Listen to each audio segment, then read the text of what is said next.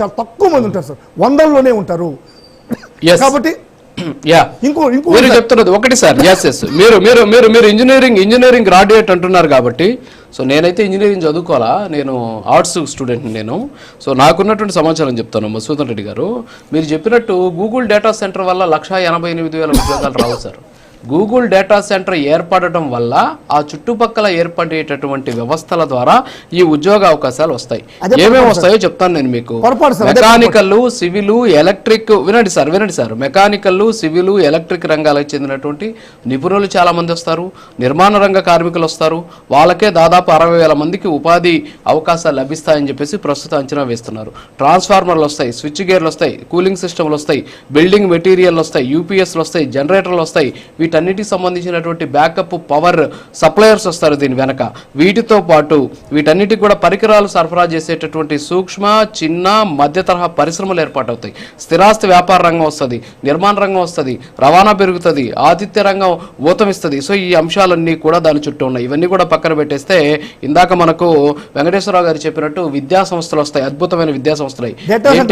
విద్యా సంస్థలు ఎంఐలపై పనిచేసే కంపెనీలకు కావాల్సినటువంటి నిపుణులను తయారు చేసేటటువంటి విద్యా సంస్థలన్నీ కూడా చుట్టుపక్కలే వచ్చేటటువంటి అవకాశాలు ఉన్నాయి. ఇది ఎవరో చెప్పింది కాదు, గూగుల్ క్లౌడ్ సీఈఓగా ఉన్నటువంటి థామస్ కురియన్ అనేటటువంటి ఆయన చెప్పినటువంటి మాటలు నేను మీతోటి చెప్తున్నాను అనమాట. సో ఓవరాల్ గా చూస్తే కేవలం మీరేదో చెప్తున్నట్టు మొదటి నుంచి కూడా మేమేమో స్వాగతిస్తూ ఉంటారు. గూగుల్ డేటా సెంటర్ కాదు అది, అదాని డేటా సెంటర్ అంటారు. మేమే శంకుస్థాపన చేసే ఉంటారు, మేమే భూమి పూజ చేసే ఉంటారు, మేమే ఇన్సెంటివ్లు ఇచ్చామంటారు, మేము స్వాగతిస్తూ ఉంటారు, కానీ దానివల్ల ఉపయోగం లేదంటారు. అసలు ఏంటి మీ స్టాండ్ ఏంటి?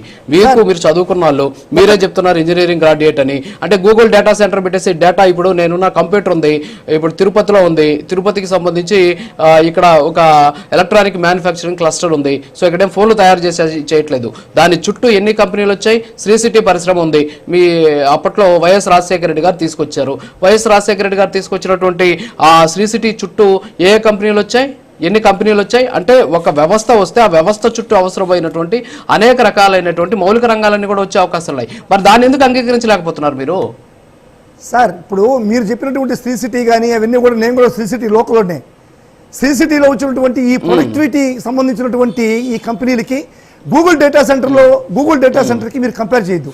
గూగుల్ డేటా సెంటర్లో ఏ విధమైనటువంటి ప్రొడక్షన్ జరగదు, అక్కడ ప్రొడక్షన్ ఉండదు. ఇప్పుడు మీరు అంటున్నటువంటి ఈ ఎంప్లాయీస్ అంతా కూడా టెంపరీనే, అది కన్స్ట్రక్షన్ జరిగే వరకే. 60,000 మంది కావచ్చు, 70,000 మంది కావచ్చు. మీరు ఒక్కటి సార్ గూగుల్ డేటా సెంటర్లో వీళ్ళు ఇచ్చినటువంటి అవకతవకలు మీరు చూడండి సార్. అక్కడ వాళ్ళు పెట్టింది ఎంతంటే సార్ 87,000 కోట్ల రూపాయలు ఈరోజు గూగుల్ డేటా సెంటర్కి ఇన్వెస్ట్ చేస్తున్నారు సార్. 87,000 కోట్ల రూపాయలు గూగుల్ డేటా సెంటర్కి వాళ్ళు ఇన్వెస్ట్ చేస్తుంటే ప్రభుత్వం ఇచ్చింది 22,000 కోట్ల రూపాయలు ఇన్సెంటివ్ ఇచ్చింది సార్. మీరు ఒకసారి గుర్తుపెట్టుకోండి సార్ ఈ ఇన్సెంటివ్ ఏంటనేది. ల్యాండ్ కోసం 7,000 కోట్లు ఇచ్చింది సార్. అదేవిధంగా స్టాంప్ డ్యూటీ 500 కోట్లు ఇచ్చింది, విద్యుత్ రాయితీలు 4,500 కోట్లు ఇచ్చింది, జిఎస్టీ 100% రాయితీ 2,245 కోట్లు ఇచ్చింది, పెట్టుబడి రాయితీ 2,000 కోట్లు ఇచ్చింది, రోడ్స్ అండ్ మౌలిక సదుపాయాల కోసం 500 కోట్లు ఇచ్చింది. మొత్తం 22,000 కోట్ల రూపాయలు గూగుల్ డేటా సెంటర్కి ఇన్సెంటివ్ ఇచ్చినటువంటి పరిస్థితి ఈరోజు రాష్ట్రంలో ఉంది.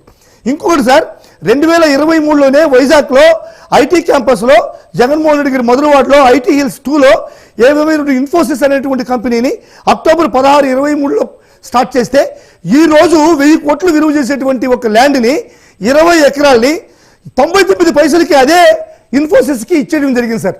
అంటే ఆ రోజు జగన్మోహన్ రెడ్డి గారు దాన్ని పెట్టిన దాన్ని మళ్ళీ ఈ రోజు పదే చెబుతోంది. ఒకటి ఇక్కడ చిందేపల్లి మధుసూదన్ రెడ్డి గారు, హైకోర్టు పదే చెబుతోంది, మీరు హైకోర్టుకి వెళ్ళారు, కేసులు వేశారు, గూగుల్ డేటా సెంటర్ విషయంలో కూడా మీరు కోర్టుకు వెళ్ళారు. తర్వాత వచ్చేసి ఇంకా దారుణమైన విషయం ఏంటంటే, ఒక కేసు అయితే నేను చూసా, ఆయన పేరు లేదు, ఆయన చనిపోయిన ఆయన పేరు మీద ఒక కేసు కూడా కోర్టులో కేసు ఉన్నటువంటి పరిస్థితి.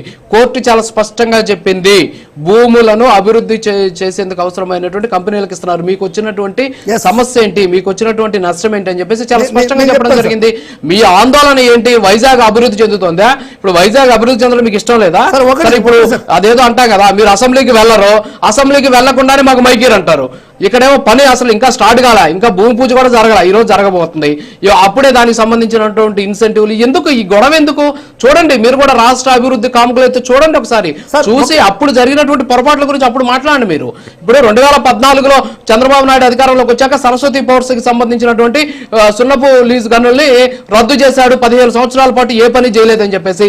మరి మీ ప్రభుత్వ అధికారంలోకి వచ్చినాక ఆ సున్నపు లీజ్ గనులు మీరు తీసుకున్నారు కదా, అంటే మీకు మాత్రం సపరేట్ గా సమావేశాలు పెట్టుకుంటారు, మీరు మాత్రం నిర్ణయాలు తీసుకుంటారు. రాష్ట్రానికి సంబంధించినటువంటి అభివృద్ధి పనులు చేస్తే మాత్రం అక్కడ ఇన్సెంటివ్లు ఇచ్చారు, లేకపోతే ఇంకొకటి చేశారు, భూములు తక్కువకి ఇచ్చేస్తున్నారు, సో తక్కువకి ఇస్తున్నారు అనే దాని మీద రివ్యూ చేయొచ్చు. అంతేగాని దీన్ని అడ్డుకునేటువంటి ప్రయత్నం చేయడం మాత్రం చాలా దారుణమైనటువంటి విషయం. ఈ విషయంలో ఖచ్చితంగా మీ పార్టీ పునరాలోచించుకోవాలి. సార్ ఒకటి సార్, మేము ఎప్పుడు అభివృద్ధికి మాత్రం ముందుంటాం సార్. అభివృద్ధికి ఏ రోజు కూడా వైఎస్ఆర్ కాంగ్రెస్ పార్టీ అడ్డంకి కాదు, మేము అభివృద్ధిని ఎప్పుడు అడ్డుకోవట్లేదు. ఈ రోజు కూడా అభివృద్ధిని మేము స్వాగతిస్తున్నాం సార్. ఒకటి సార్, ఇప్పుడు మార్కెటింగ్, ఇప్పుడు ఇది nothing but just like marketing sir. Marketing చేయడానికి నేను సింపుల్ గా ఒక చిన్న ఎగ్జాంపుల్ చెప్తాను సార్. హెరిటేజ్ మజ్జిగ ప్యాకెట్ ఉంది సార్. హెరిటేజ్ మజ్జిగ ప్యాకెట్ ఇస్తే 1 గ్రాము బంగారు నాణ్యాన్ని ఇస్తారని చెప్పి మీరు చెప్తారా? అప్పుడు ఈజీగా అమ్ముడిపోతాయి కదా హెరిటేజ్ మజ్జిగ ప్యాకెట్లు. 1 గ్రాము బంగారు నాణ్యాన్ని, ఒక ప్యాకెట్ హెరిటేజ్ ప్యాకెట్ ఉంటే 1 గ్రాము బంగారు నాణ్యాన్ని ఇస్తారని చెప్పి చంద్రబాబు నాయుడు గారు ప్రకటించగలరా? దానికి ఒక పద్ధతి ప్రకారం పోవాలి సార్. 10 హెరిటేజ్ ప్యాకెట్లు ఉంటే 1 హెరిటేజ్ ప్యాకెట్ ఉచితం, 20 హెరిటేజ్ ప్యాకెట్లు ఉంటే బంగారు నాణ్యం ఉచితం అని చెప్పాలి సార్. సార్ ఇప్పుడు సంస్థ ఇద్దాం మనం అలాగా. సరే ఒక్క నిమిషం, మీరు రాష్ట్రాన్ని తీసుకొచ్చి హెరిటేజ్ తో ముడిపెడుతున్నారంటే నేనేం మాట్లాడాలి అర్థం కాదు.